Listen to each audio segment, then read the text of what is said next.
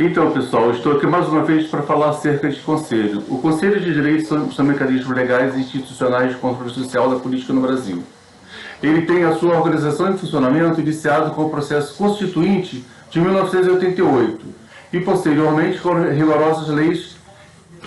São espaços democráticos de decisão e participação social na construção da política pública, de forma deliberativa. Os conselhos de políticas públicas são definidos por SERAC como instrumento concreto de partilha de poder entre os governantes e a sociedade para a democratização da elaboração e da gestão das políticas públicas, servindo de mecanismo de controle social das atividades estatais. Moroni, por sua vez, entende o Conselho de Políticas Públicas como espaço fundamentalmente político, institucionalizado, funcionando de forma colegiada, autônomo, integrante do poder público, de caráter deliberativo, composto por membros do governo e da sociedade civil, com as finalidades de elaboração, deliberação e controle da execução das políticas públicas. No Brasil, a expressão controle social tem sido utilizada como sinônimo de controle da sociedade civil sobre as ações do Estado. Especificamente no campo das políticas sociais, o direito à participação popular na formulação das políticas públicas e no controle das ações do Estado está garantido na Constituição de 1988 e regulamentado em leis específicas como a Lei Orgânica de Assistência Social, LOAS.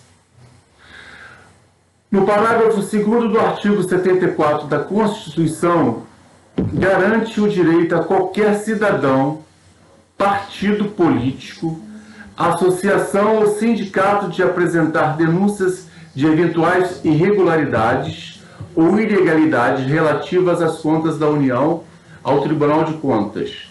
Direito este que, por analogia, é concebido também com relação às contas dos municípios e dos estados.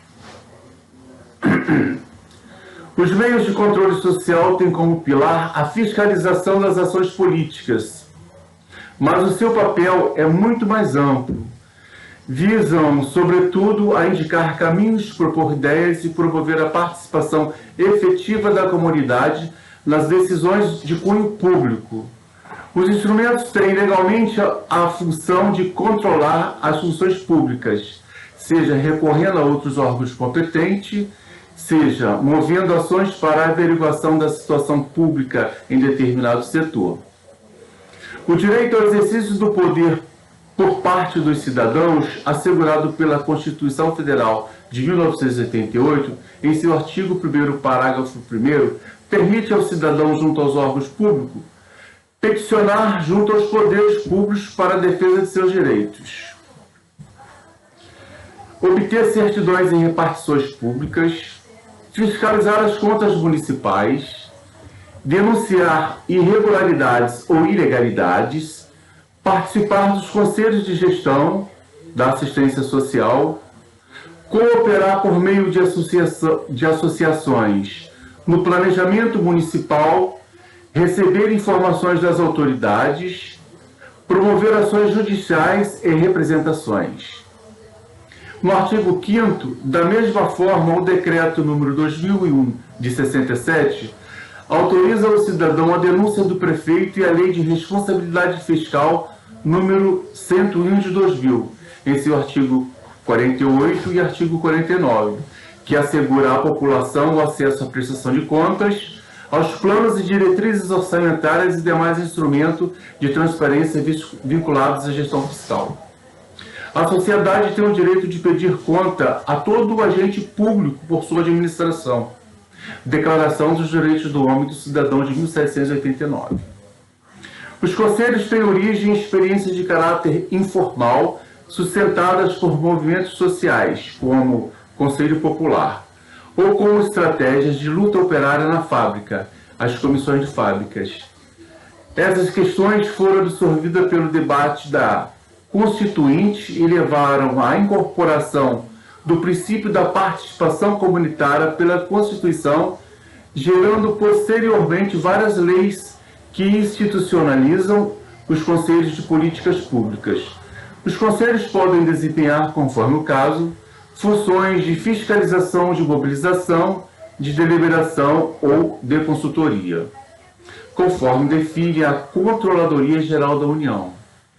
A função fiscalizadora dos conselhos pressupõe o acompanhamento e o controle dos atos praticados pelos governantes. A função mobilizadora refere-se ao estímulo à participação popular na gestão pública e as contribuições para a formulação e disseminação de estratégias de informação para a sociedade sobre as políticas públicas. A função deliberativa, por sua vez, refere-se à prerrogativa dos conselhos de decidir sobre as estratégias utilizadas nas políticas públicas de sua competência. E a função consultiva relaciona-se à emissão de opiniões e sugestões sobre assuntos que lhes são correlatos. Por essa razão, os espaços de conselhos sociais existentes devem ser fortalecidos e aprimorados em um esforço conjunto entre governo e sociedade. É necessário também fortalecer a transparência e a disponibilização de informações e indicadores sobre políticas públicas para subsidiar a participação da sociedade. Sendo importante ressaltar que os conselhos devem ser informados pelo gestor municipal sobre tudo o que está sendo feito e o que pode ser feito no setor, assim como esclarecer a população, receber as queixas e reclamações, negociar com os outros conselhos e secretarias ações que melhorem a qualidade de vida do cidadão, examinar e investigar fatos denunciados no plenário, relacionado às ações e serviços concernentes à sua atuação. As reuniões dos conselhos municipais devem ser abertas a qualquer cidadão. Conclusão. O cidadão, com o passar do tempo, se conscientiza de seu papel de influir nas políticas públicas e da sociedade, de verificar se os impostos que colocou nas mãos do Estado proporcionaram benefícios à coletividade. Para tornar possível o controle social, é necessário que os representantes da sociedade tenham uma opinião bastante clara sobre a política pública a ser discutida. Quais devem ser as suas prioridades? O que ela precisa ter ou fazer para garantir os direitos da comunidade e suprir suas demandas? Para isso, é importante que os movimentos, associações, fóruns e outras entidades da sociedade civil sempre busquem informações e discutam as políticas públicas, programas, ações e o orçamento de um determinado setor para depois dialogar com o Estado. Assim, ao chegar nos espaços de participação, defendem melhor uma posição discutida previamente. Cabe repensar a necessidade de melhorar a estruturação dos conselhos municipais para que possam atuar em maneira com os cidadãos, reforçando o grupo de interessados na correta aplicação dos recursos públicos. Dessa maneira, a Constituição da República Federativa do Brasil de 1988 contém os fundamentos jurídicos essenciais colocados à disposição da cidadania para controlar a função administrativa do Estado.